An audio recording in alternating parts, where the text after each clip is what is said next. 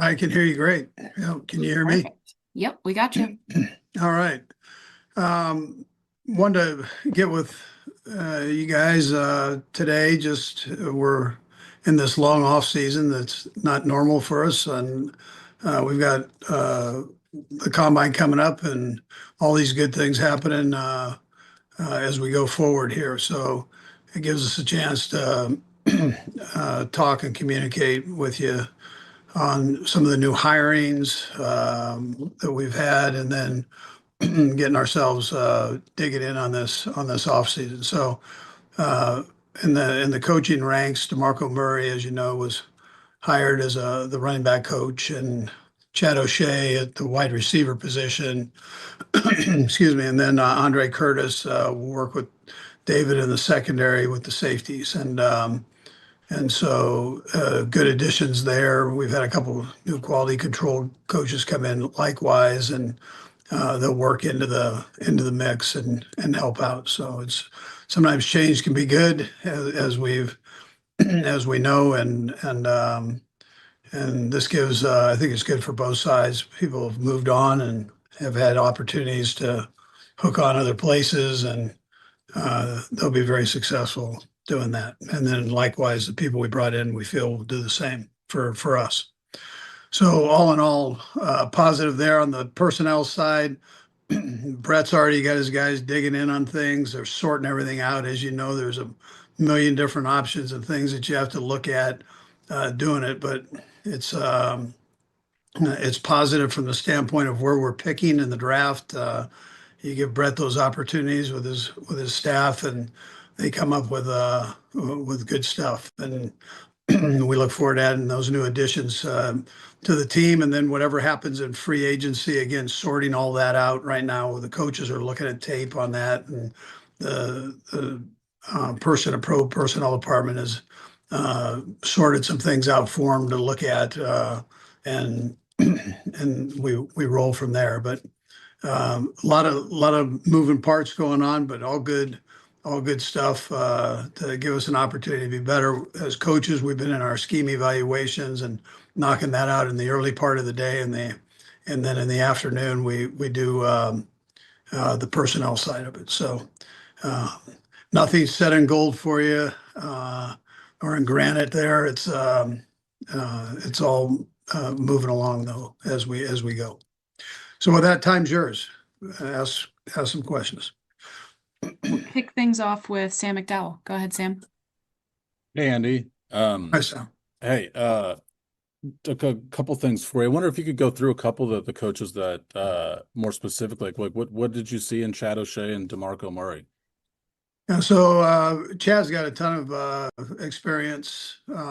He actually had been a chief at one point in a in a backup type coaching position, but he quality control position with special teams. So a coach for Mills staff, but he's been around. He's worked at a championship caliber level with New England, and he's had a lot of good receivers and done well with them. So that was Chad's part of it. I really like what he brings to the table. He's been in a coordinator position where he's got a good feel for the whole the way things are put together from a whole standpoint. And then DeMarco Murray is we know DeMarco is a football player and the great football player that he was. DeMarco's been at the University of Oklahoma, done a nice job there for 6 years, and had some good running backs. And I just thought him coming in that position there would be a strength to that, and not only from an experience standpoint, but also the way he goes about teaching things. And I think he has a nice addition there. Excuse me. And then Andre Curtis, I've tried to hire Andre before. Um, when Steve came in, Spagnola came in, they've been together at three different places, and he's actually worked with every member of our defensive staff, and it was that was an easy one to plug in and go, and it's it's great for Rod to have an opportunity to move on and do his own thing there at Arizona. So that's a plus for him. And then as you formulate your off-season blueprint, have you received any indication from Travis at all about his plans for next year? No, there is communication though. That's the main thing, Sam. And so I always go, I've said this before to you, just as long as there's communication, I'm good. That means people want to move forward. And I think that's where Trav is. I'm not trying to put words in his mouth at all. And I try to give him some space here. He's been doing this a long time and he can sort all that out as he goes forward. But we're proceeding with that, and there is communication going on. We'll go next to Pete Sweeney. Pete? Coach, I was just curious maybe how having a top 10 pick, obviously not a place that you want to be, has maybe intensified things for the personnel staff and just some ways that maybe you've seen that. Yeah, Pete, you try to find some positives and sitting where you're at and why you're there, and then the positives are you get yourself geared down and get better. And so if this has a chance to help you get better, and that's how Brett feels, and that's the way he's going about it. And nobody wants to be picking at ninth, but we are. That's the reality of it. And so you dig in and you put a plan together and go for it the best you can. And he's had his guys in here. They've done a couple lockdowns already where he's had them in for a couple weeks, and they live in that room and go through all these different players. And so, good things normally come out of those meetings, and look forward to how the draft goes. We'll go to Todd Lebo next. Todd? Hey, Coach. A Hi, couple Tom. quick things here. I know there's this civil case going on with Rashid. I want to ask you specifically about that, but does that thing hanging out there change anything you guys are considering at the wide receiver position, either in free agency or the draft? I would tell you no. I mean, I can't comment on Rashid's situation. I mean, it's in law enforcement's hands, so I there's no comment there. But I would tell you no, not right now. That's not happening. And then as far as like the cap, you guys will do all the work, and Brett's doing that stuff to get you down to where you can do some free agency things. But is this going to be one of those years where you just maybe can't spend tons of money in free agency because of where you are?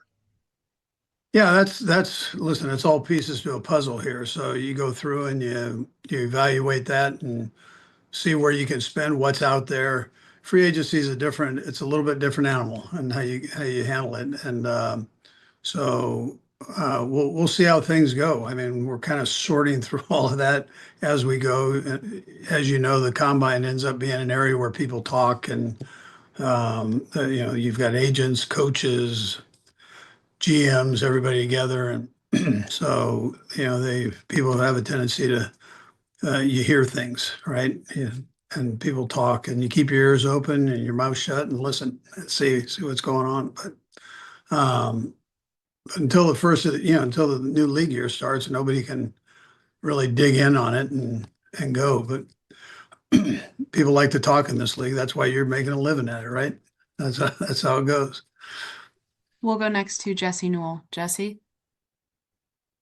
Hey, Andy.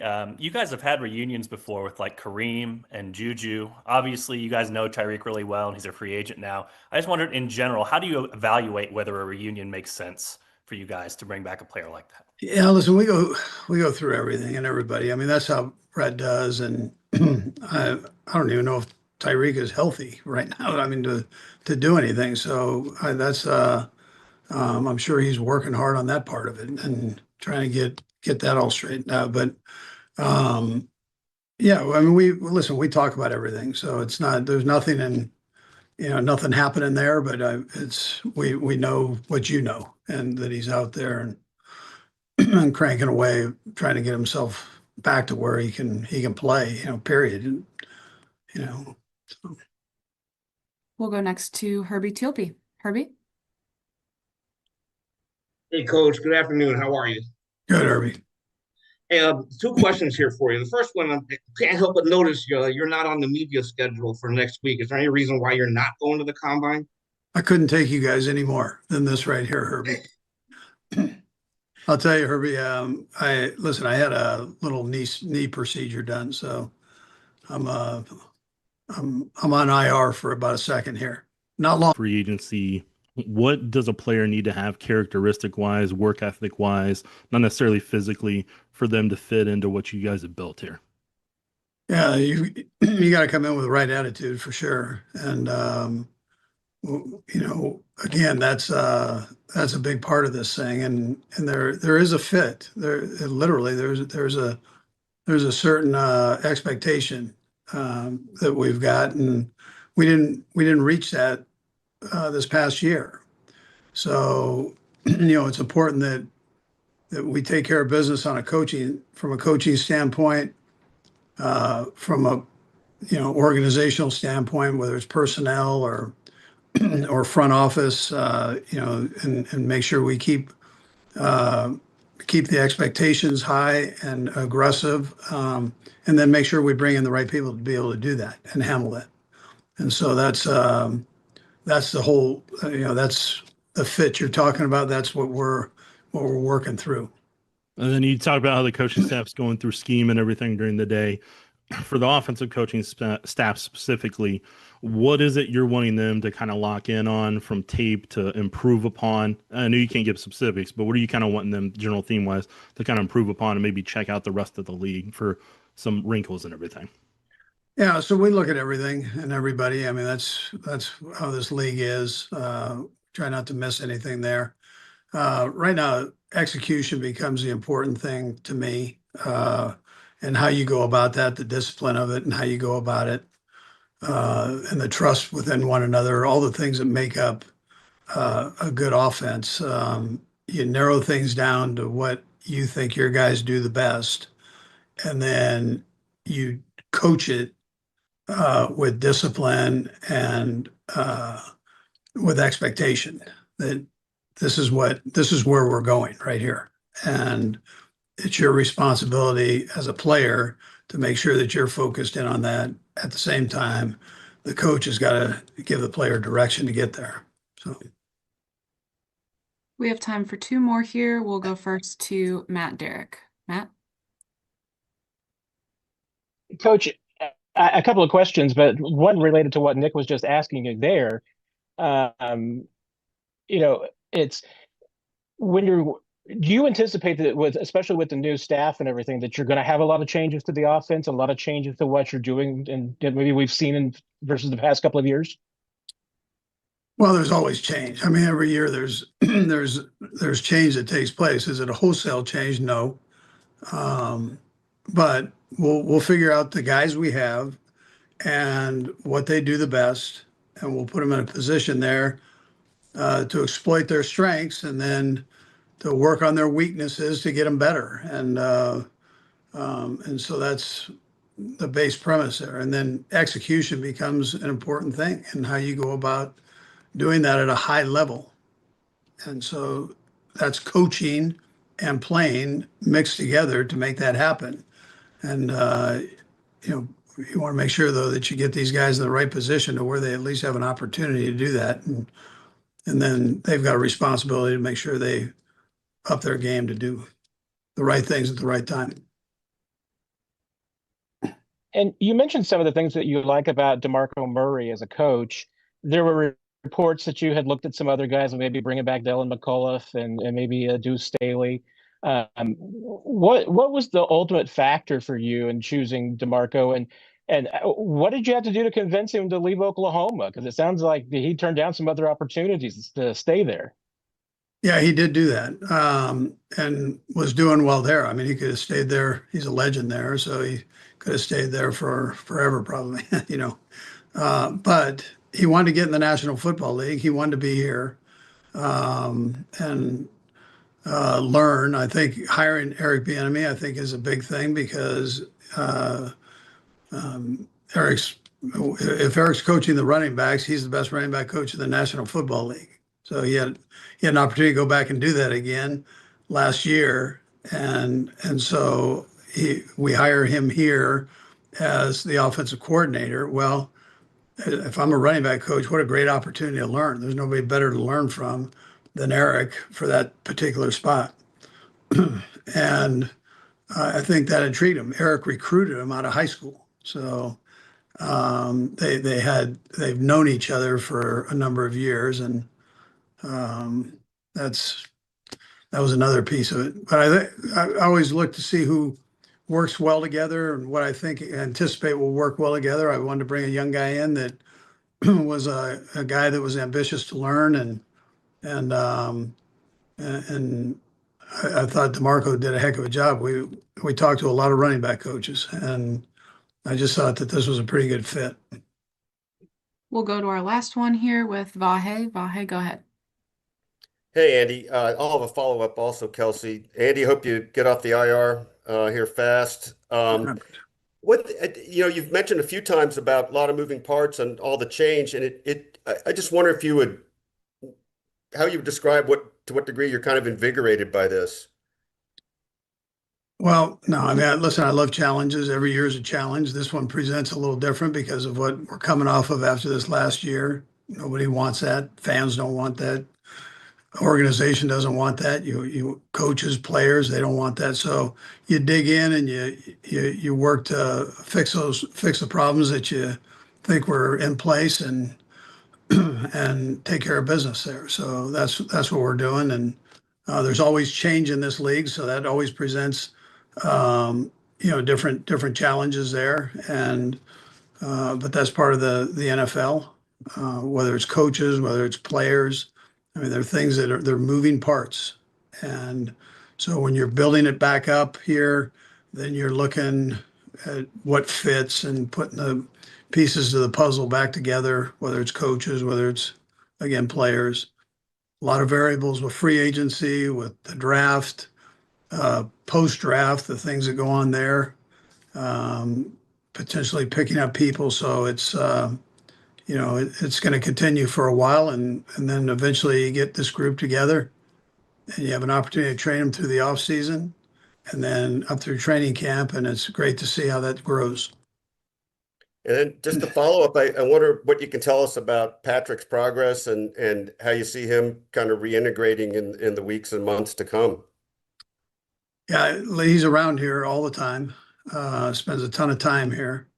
7 hours a day. And he's in there cranking away, making progress every day.